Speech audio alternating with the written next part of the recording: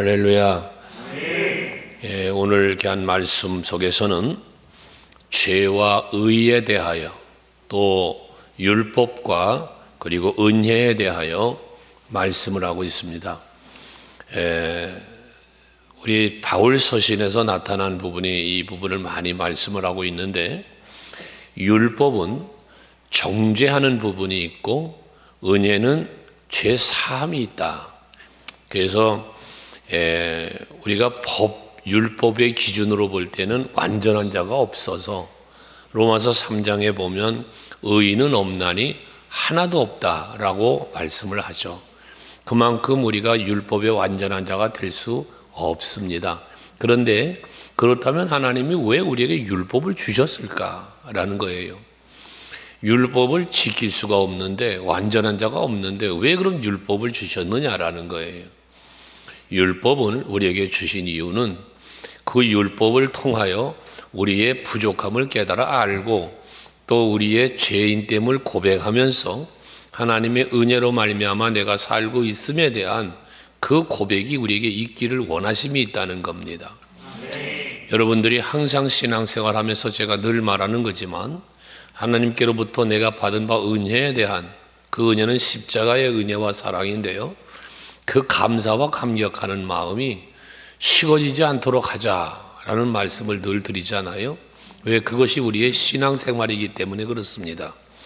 교회가 세워지는 것도 그리스도 예수의 터 위에 세워졌다라고 말하는 것처럼 우리 성도들의 영생, 거듭남, 신앙생활의 모든 시작은 예수 그리스도의 십자가 위에 세워지고 있는 것입니다. 하기 때문에 우리는 법으로는 완전한 자가 없으나 예수 십자가의 은혜로 말미암아 우리는 죄사함을 받았기에 우리는 죄사함을 받은 자로서 이제 의롭다 칭함을 받는, 죄인이 의인이 되어지는 이러한 은혜를 받았다는 말씀이거든요. 하기 때문에 우리는 이제 죄의 종으로 살지 말고 의의 종으로 살아야 한다는 이야기입니다. 죄의 종의 결과는 사망이지만 의의 종으로 살면 자유가 있고 평안이 있고 영생이 있다고 오늘 본문은 말하고 있습니다. 그런데 우리 이런 이미 뭐 했어요? 영생을 얻었지 않았습니까? 저와 여러분은 이미 영생을 얻은 사람들이에요. 그게 성도라고 말하는 거요, 하나님의 자녀가 된 권세도 받았다고도 말씀하고 있는 것입니다. 근데 이와 같은 은혜는 결국 무엇으로 이루어졌는가? 복음으로 이루어졌다는 거예요. 복음으로. 그래서 오늘 본문에 보면 17절에 본래 너희가 죄의 종이더니 너희에게 전하여 준 바 교훈의 본을 마음으로 순종하여. 그래. 이 교훈의 본이 뭐냐? 복음입니다. 바울이 이 로마 교인들에게 전한 복음이에요. 그래서 이 복음을 통하여 너희들이 옛날엔 죄의 종 노릇하더니 이제는 순종의 종이 되었다는 거예요. 의의 종이 되었다는 거죠. 그래서 결국 우리가 복음은 오늘날 우리들에게 주어진 말씀과 동일한데, 말씀을 받고 그 말씀대로 순종하는 것이 결국은 죄의 종이 아닌 의의 종으로 살아가는 삶의 모습이라는 것입니다. 그래서 여러분들은, 우리는 항상 바울의 권면석에 빌립보 교회나 예배소 교회를 향하여 편지한 내용에도 들어 있습니다만은, 우리는 항상 복음에 합당하게 살아야 된다, 또 부르심을 입은 자답게 살아야 한다라는 그러한 권면이 항상 있는 것입니다. 에베소서 4장 1절 말씀에 바울은 그러죠. 에베소 교인에게 편지한 거죠. 같이 읽어볼까요? 시작. 그러므로 주 안에서 갇힌 내가 너희를 권하노니 너희가 부르심을 받은 일에 합당하게 행하여 라고 말합니다. 여러분은 부르심을 받은 자들이에요. 하나님께 택함을 입으셨고요, 하나님의 은혜 안에 거듭난 자란 말이죠. 그렇기 때문에 우리는 뭐에 부르심에 합당하게 살아야 된다는 거예요. 여러분, 일반 우리의 세상 생활도 그렇습니다. 어느 회사가 여러분을 택하여 직원으로 뽑았습니까? 그 회사 오너가 여러분을 부른 거예요. 택한 거예요. 그럼 어떻게 살아야 돼요? 회사에 가면 오너 말 들어야 돼요. 내가 하나님 그 회사에 뽑힌 사람답게 그 회사에 충성하고 그 회사를 위해서 일해야 되는 거죠. 이게 부름에 합당한 자의 삶이에요. 세상적으로도 그렇다고 말이에요. 하물며 죄로 인하여 죽었던 우리가 예수 그리스도의 십자가 은혜로 살았어요. 영생을 얻었어요. 거듭났어요. 이게 하나님의 부르심의 은혜거든요. 택한 자가 누리는 은혜다 그 말이에요. 그러니 죽은 자가 살아나는 이 부르심, 마귀의 종로라도 내가 하나님의 자녀가 되는 부르심, 영벌 영지옥에 있어야 할 나를 천국으로 부르신 이 부르심, 그에 합당하게 살 수 있는 여러분들이 되어야죠. 결과적으로 부르심에 합당하게 산다는 것은 여기에 무엇이 깔려 있습니까? 감사가 깔려 있는 겁니다. 부르심에 합당하게 살라는 말은 감사하며 살라는 거예요. 감사하면서. 그러니까 지난주에도 말씀을 드렸지만 우리가 하나님 앞에 감사할 일을 헤아려 보면 하늘을 두루마리 삼고 바다를 먹물 삼아도 다 기록할 수 없다는 고백을 하는 것처럼 그만큼 얼마나 많은 은혜를, 얼마나 많은 사랑을 우리가 받았는지를 고백하는 거 아닙니까? 이게 그에 합당하게 살라는 거예요. 부르심에 합당하다는 것은. 또 빌립보서 1장 27절 말씀에 보면 같은 맥락의 말씀입니다마는 거기도 마찬가지죠. 또 읽어볼까요? 시작. 오직 너희는 그리스도의 복음에 합당하게 생활하라. 이는 내가 너희에게 가보나 떠나 있으나 너희가 한 마음으로 서서 한 뜻으로 복음의 신앙을 위하여 협력하는 것과 해서요. 여기는 뭐였어요? 앞에 에베소서에서는 부르심에 합당하게 살아라 했는데 여기는 그리스도의 복음에 합당하게 생활하라 그랬어요. 그리스도의 복음이 뭡니까? 그것도 역시 예수 십자가예요. 그리스도의 복음은 십자가예요. 그리스도의 복음은 사랑이에요. 그에 합당하게 생활하라. 이 합당하게라는 말을 반복해서 바울은 해요. 결국 예수 십자가의 그 사랑을 받은 자답게라는 말이, 합당하게라는 말은 그 은혜와 사랑을 받은 자답게라는 말이거든요. 여러분, 우리가 살면서 그 내가 죽은 자가 살아난 사람, 죽었다가 살아난 사람이 어떻게 살아야 돼요? 여러분, 물에 빠진 사람 건져줬더니 보따리 달라 한다는 우리 속담이 있습니다만 이 뭐에 배은망덕한 사람을 일컬어 말하는 거예요. 은혜 베풀어 줬더니 그거에 감사할 줄 모르고 도리어 큰 소리치고 덤벼드는 걸 말하는 거 아니겠습니까? 여러분, 그리스도 복음에 합당하게 생활하는 것은요, 우리 하나님 앞에 큰 소리칠 수 없는 거예요. 낮은 자 겸손한 자가 되어 살아야 되는 걸 말하는 거예요. 받은 사랑이 얼마나 큰지를 헤아리고 그 사랑에 감사하며 감격하며 살아야 된다는 것이죠. 그럼 십자가의 은혜와 사랑에 감사하는 사람의 삶이 뭐냐?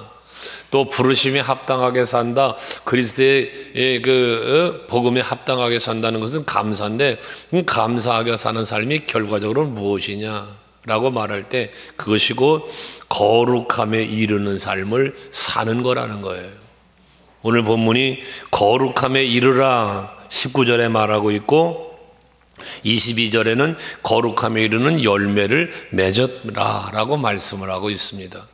그러니까 우리가 부르심에 합당하게, 그리스도의 복음에 합당하게는 감사인데, 그런 감사함에 있으면 부르심을 받은 자답게, 복음을 들은 자답게, 은혜를 받은 자답게 구별된 삶을 살으라는 말이죠. 거룩하게 살라는 거예요.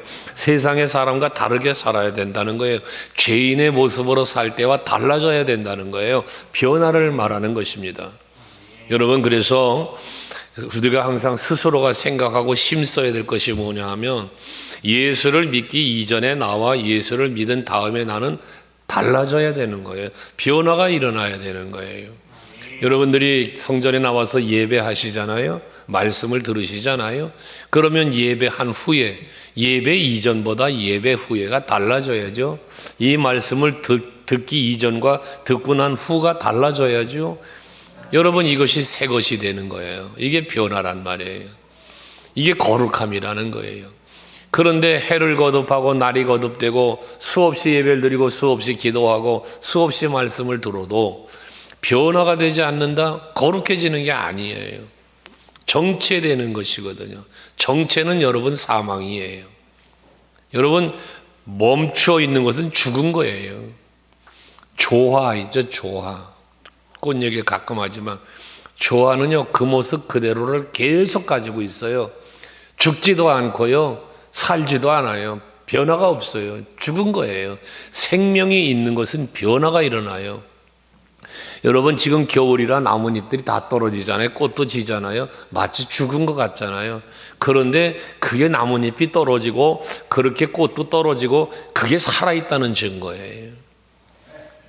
근데 오히려 그게 봄이 되니까 어떻게 돼요? 싹이 나오고 꽃이 피고 새로운 생명체가 살아나와요. 살아있다는 증거죠. 하지만 조화는 아름답긴 끝없이 아름다운데 죽지도 살지도 않아요. 변화가 없어요. 여러분, 조화 같은 그런 신앙생활 하지 마시고요. 때로는 참 죽은 것 같고, 때로는 참 병든 것 같고, 때로는 그 신앙이 막 좀 약한 것 같지만, 어느 때 보면 예배 드리고 나면, 말씀 듣고 나면, 기도하고 나면 다시 살아나고 생동하게 변화되어지는 이런 모습이 여러분들에게 있어져야 된다는 거죠. 이게 거룩해지는 거예요. 이게 베드로를 보세요. 베드로 얼마나 멋진 신앙의 고백을 예수님께 했습니까? 예수님이 감동받으셨어요. 주는 그리스도시요 살아계신 하나님의 아들이라는 고백을 듣고 예수님이 얼마나 감동이 되었든지, 야, 바요나 시몬아, 네가 복되다 하면서 너에게 내 천국 열쇠를 줄게. 그리고 교회의 시작점이 되어진 반석 위에 내가 교회를 세우리라.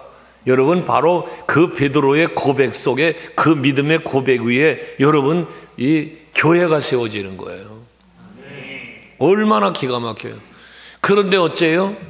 예수님이 십자가에 달려 죽으실 것을 말씀하니까, 아이고, 세상에 베드로가 예수님께 간하여 가로되, 결코 주님에게 이런 일이 일어나면 안 된다는 거예요.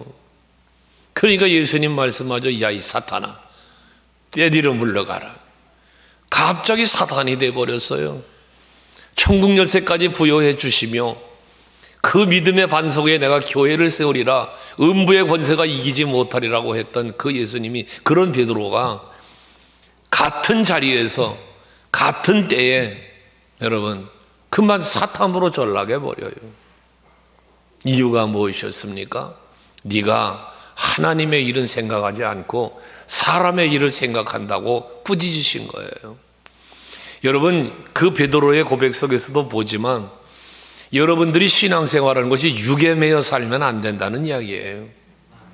우리가 많은 부분 신앙생활하면서 내 육체를 위하여, 세상의 삶을 위하여 예수를 믿는 경우들이 없잖아. 있거든요. 사람에 매여 신앙생활하고 환경에 매여 신앙생활하는 이런 것들이요. 이것을 내려놓고 이제 하나님의 뜻을 헤아리고 하나님 중심을 바라보며 그 하나님의 계획하신 섭리 속에, 그 경륜 속에서 살아갈 수 있는 여러분들이 되는 것, 이게 결국 거룩함에 이르는 삶이라는 것입니다.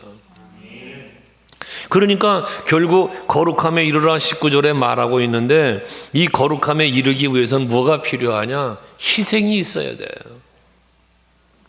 내가 희생하지 않고 거룩함의 자리에 나아갈 수가 없습니다. 예수께서 분명히 말씀하시죠. 누구든지 나를 따라오려거든. 내가 예수를 따라간다는 게 뭡니까? 이게 거룩해지는 거예요. 예수를 닮는 거예요. 예수와 동행하는 거예요. 그런데 누구든지 날 따라오려면, 다시 말을 바꾸면, 누구든지 나를 닮으려면, 누구든지 나와 동행하려면 이라는 말씀이잖아요. 그럼 뭐 해라? 자기가 자기를 부인하고 자기 십자가 지고 그리고 날 따라오라는 거예요.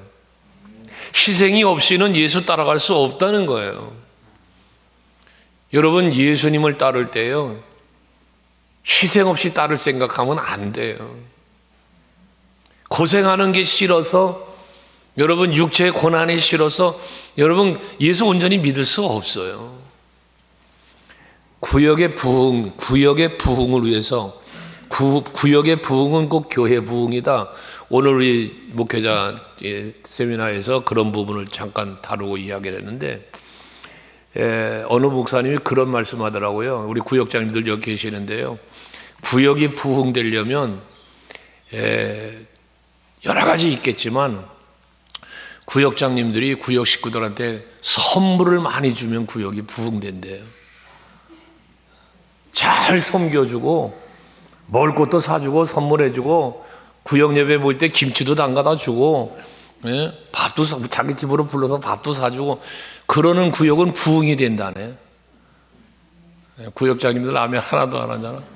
그래서 그 목사님 교회는 구역을 편성할 때 구역장, 부구역장, 섬김부장 이렇게 3명을 임원으로 세운데 각 구역마다 구역장이 있고 부구역장이 있고 섬김부장이 또 따로 있대네. 이 3사람이 돌아가며 섬기니까 구역이 부흥이 되더라는 거예요. 얼마 전에 다녀왔던 검단중앙교회는 알파라고 하는 프로그램을 경영하는데 우리 교단에서는 그것이 2단이니 어쩌니 시비가 있어가지고 사실 접목도 못했던 부분이 많습니다만 그게 섬김이거든요. 서로 사랑하고 서로 섬기고 막 이런 이제 프로그램인데 교제하고 아무튼 여러분 자기 희생이 없이는 예수 따라갈 수 없고 자기 희생이 없이는 그리스도의 몸된 교회가 될 수 없다. 여러분 기억하셔야 됩니다. 머리는 예수요, 우리는 지체라고 그러잖아요. 근데 여러분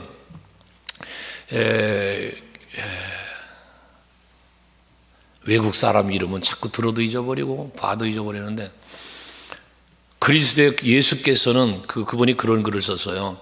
그리스도의 몸된 교회에 대한 이야기를 하면서 예수께서는 지체가 된 자에게 능력도 주시고 지체가 된 자를 들어 일하신다. 정말 의미 있는 말이잖아요. 여러분 생각해 보세요. 예수께서는 자기의 지체가 된 자, 자기에게 지체가 된 자에게 능력도 주시고 지체가 된 자를 들어서 쓰신다. 이 얘기는 뭡니까? 우린 지체예요. 구원받은 성도가 될 때 교회의 그리스도의 몸된 교회잖아요. 이 교회에 여러분이 소속이 될 때 여러분은 예수 그리스도의 지체가 된 거단 말이에요. 그런데 그렇다면 지체가 된 자에게 능력도 주고 지체가 된 자를 들어 쓰신다고 할 때 이 얘기는 뭡니까? 진정한 지체가 되었을 때를 이야기하는 거예요. 진정한 지체가 되었을 때. 여러분들 우리 서강교회가 그리스도의 몸된 교회라면 여러분들이 우리 교회의 지체단 말이에요. 여러분이 이 서강교회 그리스도 몸된 교회 서강교회 소속감을 갖고 이 서강교회에서 온전한 그리스도의 몸된 삶을 살 때 하나님은 여러분에게 능력도 주고 여러분 쓰시면서 하나님 영광을 드러낸다는 얘기거든요. 예수께서 여러분에게 능력을 주실 때 여러분 복된 사람이 되는 거예요. 예수께서 여러분을 들어 쓰실 때 여러분이 복된 삶을 사는 거예요. 그런 신령한 마음 갖고 우리가 정말 신앙생활을 잘 해야 됩니다. 내가 그러한 삶의 희생이 없이는 살 수 없다고 한다면 이 희생을 위해서 여러분 얼마나 힘써야 되겠습니까?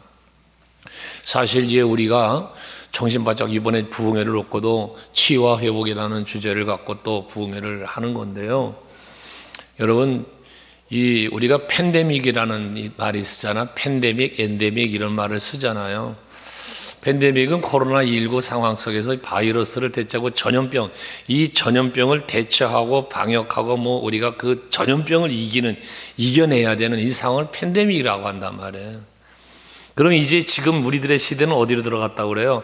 엔데믹으로 들어갔다고 그러잖아요. 이 엔데믹이란 건 뭐냐면 팬데믹에는 전염병과 싸워야 된다면 엔데믹은 후유증과 싸워야 되는 거예요.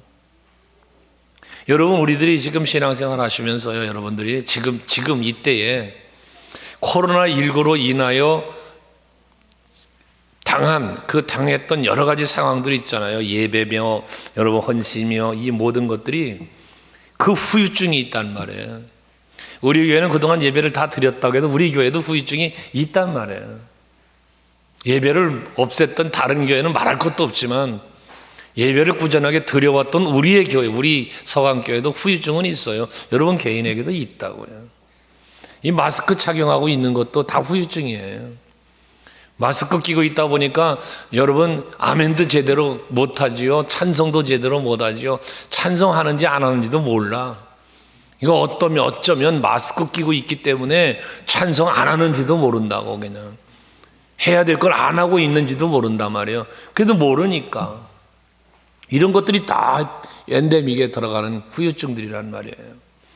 예배 영상으로 드리면서 다 했냐 생각하고 있는 것들도 이것도 엔데믹에 우리가 겪는 후유증들이란 말이죠. 여러분들 예물 드리시고 아직도 이제 온라인 예물 드리시는 분들이 간혹 있는데요. 사실은 이것도 팬데믹의 이 후유증이에요. 우리가 하나님 앞에 예물을 지금도 이렇게 드리시는데 예물은 정성스럽게 준비하여 예배할 때 드리는 것이 정상이에요. 사실은요. 온라인이 정상이 아니라고요. 이런 하나하나 모든 것들이 다가 이게 뭐가 되는 거예요? 후유증들인 거예요. 다.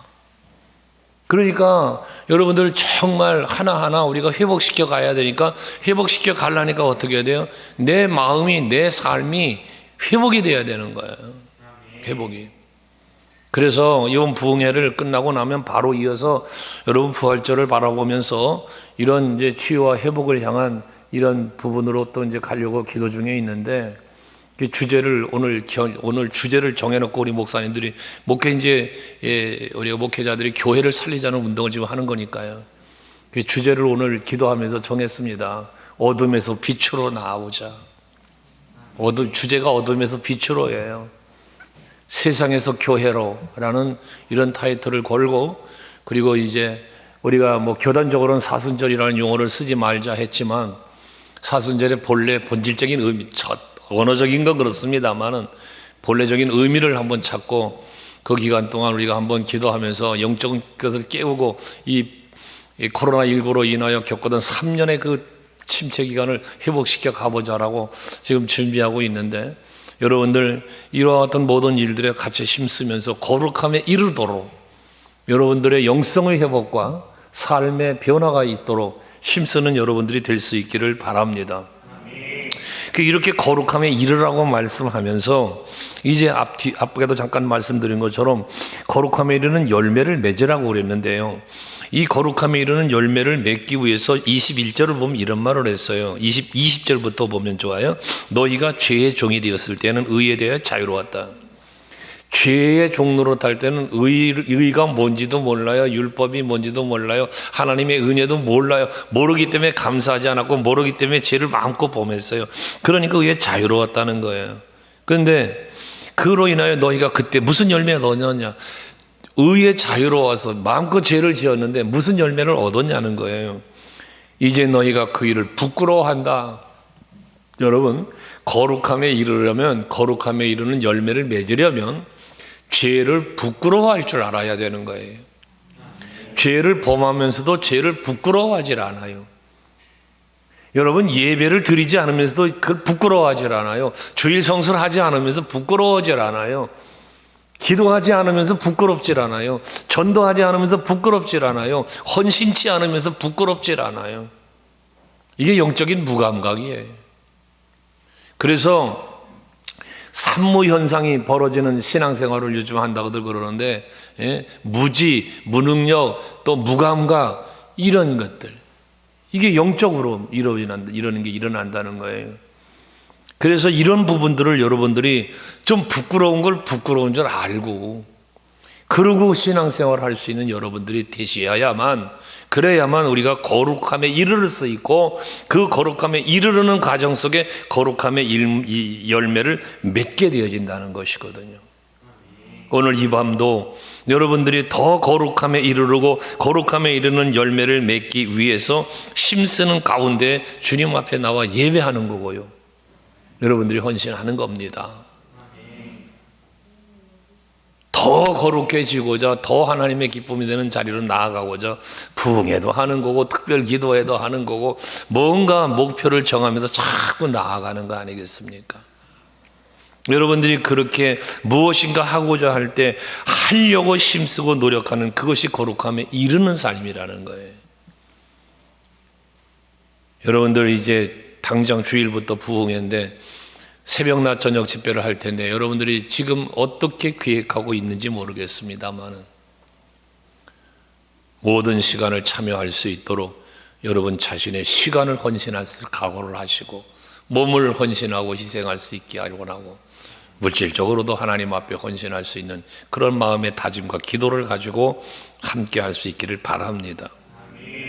특별히 거룩함에 이르는 열매를 맺었다라만 말하면서 그 마지막은 영생이라고 그랬어요. 그러면 보세요. 거룩함에 이르는 열매가 뭐냐? 영생이래요. 영생. 거룩함에 이르는 열매의 결과가 영생이라는 거예요. 그러면 이 영생이 우리에게 어떻게, 이 생명인데, 영원한 생명인데 이것이 우리에게 어떻게 주어졌느냐는 걸 생각해 보면 가장 먼저는 하나님께서 우리에게 주신 은혜의 선물인데요, 이게 믿음이라는 거예요. 믿음. 그래서 요한복음 3장 16절 너무나 잘 아시는 말씀이죠. 보시면 같이 한번 읽어볼까요? 시작. 하나님이 세상을 이처럼 사랑하사 독생자를 주셨으니 이는 그를 믿는 자마다 멸망하지 않고 영생을 얻게 하려 하심이다. 여러분 봐요. 부르심에 합당하게 살아라. 그리스도의 복음에 합당하게 생활을 해라. 이것이 전부 다 뭐라고 그랬어요? 예수 십자가의 은혜와 사랑이라고 그랬단 말이에요. 그러면 그것에 감사가 있는데, 감사가 어디서부터 출발되냐면 믿음에서 출발이에요. 예수께서 나 위하여 십자가에 죽으셨다는 사실을 믿을 때, 하나님이 나를 부르셔서 하나님의 자녀 삼아주셨다는 사실을 믿을 때 그 믿음이 감사하게 만들고, 그 믿음이 결국 우리로 하여금 거룩한 삶을 살게 만든단 말이죠.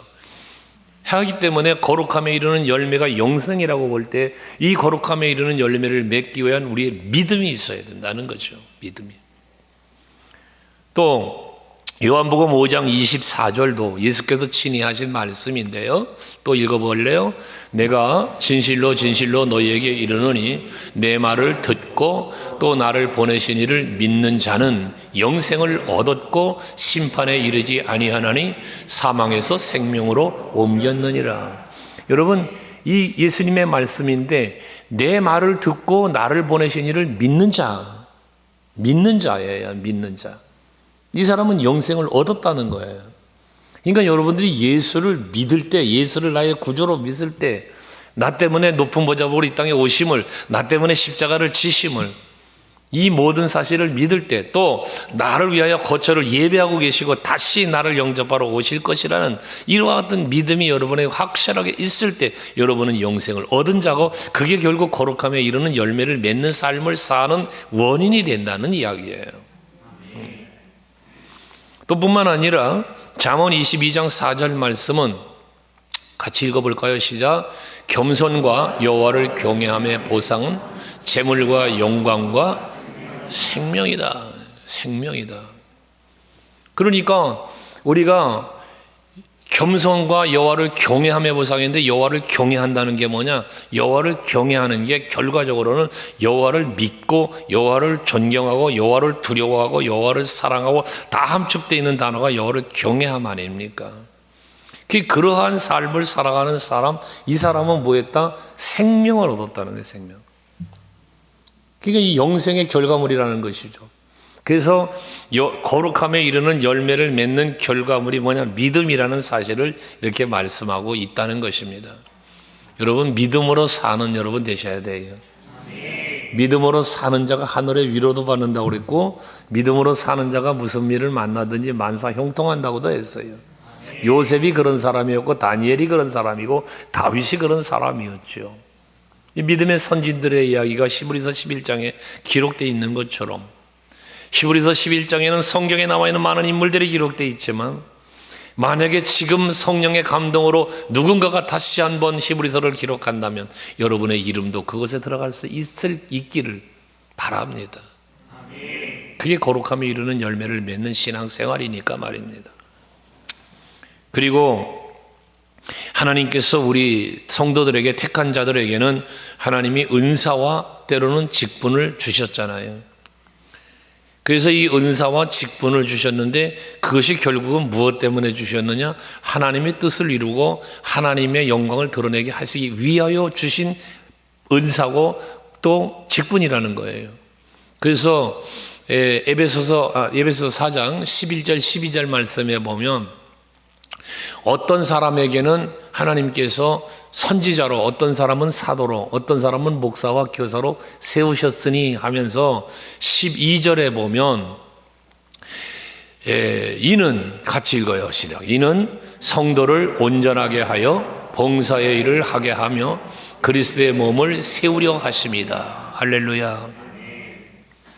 여기서 성도를 온전하게 한다는 게 뭐냐? 이게 바로 거룩함에 이르는, 거룩하게, 내가 거룩하니 너희도 거룩하라고 말씀하시.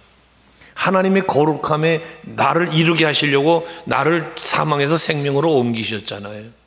죄인을 의인되게 하셨잖아요. 이게 바로 성도를 온전하게 하는 거예요. 온전하게. 그러면서 또 봉사의 일을 한다. 이 봉사의 일은 사도 베드로가 말하지만 봉사의 일을 하려거든 하나님이 공급하시는 힘으로 하는 것 같이 하라. 이것처럼 봉사의 일을 한다는 것은 하나님의 은혜를 입은 자가 은혜를 힘입어서 봉사의 일을 하는 거예요. 여러분, 헌신은 아무나 하는 게 아닙니다. 은혜를 은혜로 아는 자가, 그래서 그 은혜를 감사하는 자가 헌신하는 거예요. 오늘날 이 한국 교회에 헌신이라는 말 자체가 희색돼가는 그런 때가 됐어요. 헌신을 하지 않습니다. 예전 같지는 않는 거예요. 그럼 예전 같지 않다는 건 뭡니까? 그 은혜가 예전 같이 임하지 않나요? 하나님의 사랑이, 하나님의 은총이 예전 같이 임하지 않는가요? 아니거든요. 하나님의 은혜는 동일한데, 하나님의 사랑은 동일한데, 우리가 영적으로 지금 어떻게 되고 있다는 거예요? 그거를 느끼지 못하고 있는 이 영적인 무감각. 그러다 보니까 하나님 어제 아까도 얘기했지만 그리스도의 지체된 자에게 능력 주시고 했으니까 그런 영적인 인식이 우리들에게 식어져 가고 사라져 가니까 무능력 속에 빠져들어가는 거란 말이에요. 이게 교회가 무능력해지는 거고 이게 결국 선거의 무능력으로 이어진다는 말씀입니다. 우리 서강교회는 정말 여기 말씀처럼 하나님의 사람으로 온전하게 되고 성도로 온전하게 된다는 건 하나님의 사람으로 온전해지는 거니까요. 또 그래서 하나님께서 공급해 주신 은혜와 능력을 힘입어서 봉사의 일 헌신하고 그 결과물로 뭐에 그리스도의 몸을 세우려 하십니다. 그리스도의 몸은 뭔데? 교회예요, 그게. 그래서 우리 서강교회는 성도 여러분들이 정말 거룩함에 이르는 열매를 맺으면서 그리스도의 몸된 교회를 바르게 세워가는 우리가 될 수 있기를 바랍니다. 특별히 교회를 세워간다고 말할 때 우리가 서강교회만을 생각하면 안 되고요. 우리가 교회를 세워가는 것은 우리 서강교회만을 세워가는 게 아니라 또 다른 교회들을 세워가는, 그래서 한국 교회를 세워가고 세계의 교회들을 세워가는 일, 이런 일을 이루어갈 수 있는 우리들이 되어지는 것, 그게 진정한 그리스도 안에서 거룩함을 이뤄가는 열매를 맺어가는 거예요.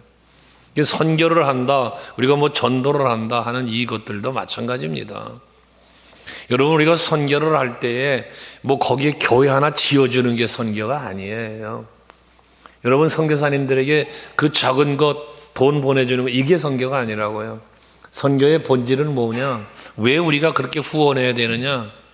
하나님의 뜻을 이루고 그리스도의 몸된 교회를 세우는 그런 거예요. 국내 교회들도 돕고 하죠. 그런 것도 마찬가지예요. 오늘 모임 중에 어떤 목사님은 교회 세움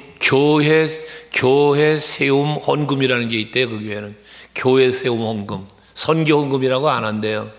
거기 교회 세움 헌금이라고 한다고 그래요. 그래서 그 헌금 들어온 거는 전액을 전부 다 교회를 세우는 일, 개척교회라든지 선교지라든지 전액을 그리 보낸다고 그래요. 뭐 큰 교회니까 뭐 막 1억씩 그냥 이렇게 보내주고 그런데요. 그래도 돈이 남는데요. 이게 얼마나 참 감사한지. 그런데 그런 귀한 사역을 하면서 자기네 교회는 부흥했고 재정이 넘쳐나는 은혜를 누리고 있다라는 간증을 오늘 들었어요. 우리 서강교회도 마찬가지 교회예요. 힘들고 어려운 때에도 우리는 선교를 멈추지 않았고 전도하는 일도 꾸준하게 했고 어쨌든 작지만 했어요. 우리도 그 결과물들이 우리 교회는 복된 교회로 가고 있어요. 여러분들이 그런 일들을 이루어가는데 항상 앞장설 수 있는 여러분들이 되시자는 거예요. 우리가 선교한다, 전도한다, 뭐 이런 모든 것들 헌신하고 하는 것들이 목적이 그리스도의 몸된 교회를 세워가는 일에 함께한다. 내가 그와 같은 일에 앞장선다. 이런 마음을 갖고 그런 믿음과 신앙으로 여러분들이 정말 살아가셔서 그 삶의 열매가 거룩함이 이루는 열매가 되니까요. 하나님의 기쁨이 되는 것 아니겠습니까? 오늘도 여러분들이 이제 예배하며 말씀을 마음에 담으셨으니 기도하실 때에 하나님 앞에 기도할 것은 하나님이여, 내가 거룩함에 이르를 수 있도록, 내가 거룩함에 이르는 열매를 맺을 수 있도록 나에게 능력 주시옵소서. 그래서 내가 희생하고 내가 헌신함으로 말미암아 맺어지는 그 열매가 하나님께 영광이 될 뿐더러 내게는 그 열매를 맺음으로 인하여 누려할 은혜가 더 풍성하게 해 주시옵소서. 기도할 수 있기를 바랍니다. 그리고 부흥성회를 앞두고 있으니까 부흥회 내가 주인공이 되게 해달라고. 여러분, 굉장히 중요한 얘기예요. 저도 부흥회를 다니지만 항상 부흥회를 다니다 보면 그 부흥회 때 주인공들이 꼭 나옵니다. 주인공이 있어요. 우리 서강교회도 마찬가지입니다. 부흥회를 하다 보면 꼭 주인공이 나와요. 기왕이면 여러분, 내가 주인공이 되게 해달라고 기도하면서 은혜를 사모하면서 부흥성에도 임할 수 있기를 바라고요. 그것이 여러분에게만 기쁨이 되는 게 아니라 누군가 주인공이 나올 때 그 주인공이라 하여 기뻐하는 사람은 자기 개인만이 아니라 그 한 사람의 주인공으로 그 가정이 복을 받고 그 한 사람의 주인공됨으로 그 사업장의 직장이 복을 받고, 요셉의 주인공이 여러분 가족 살렸고 그 나라를 살렸지 않았습니까? 그런 원리입니다. 이게 바로 복의 근원이 되는 자의 삶이기도 하고요. 거룩함에 이르는 열매라고 하는 이 사실을 여러분들 단순한 단어로만 생각하지 말고, 거룩함에 이르는 열매를 맺는 것은 곧 하나님의 기쁨이 되고 나에게 은혜와 복이 된다는 사실을 기억하면서 오늘 밤 그 말씀 부여잡고 기도하시고 승리하시고 또 평안과 행복을 갖고 돌아가는 이 밤이 되시기를 주의 이름으로 축원합니다.